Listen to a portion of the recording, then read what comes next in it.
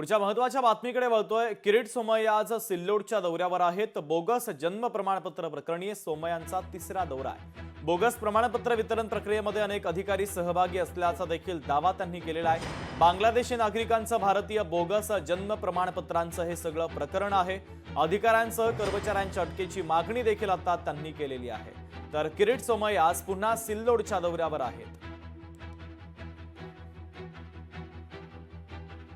हे ठरवून झालेलं षडयंत्र आहे आणि त्या षडयंत्रात उपविभागीय अधिकारी, पठाण, त्या डिपार्टमेंटचे कर्मचारी, स्थानिक नगरपालिका हे इन्वॉल्व आहेत।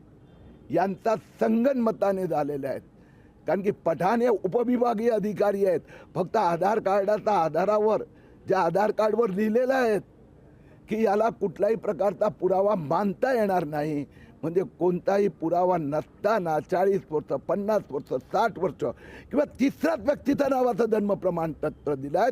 उपविभागीय अधिकारी आणि त्यांच्या सहकार्यांना पण आरोपी बनवले पाहिजे अशी मी मागणी केली आहे।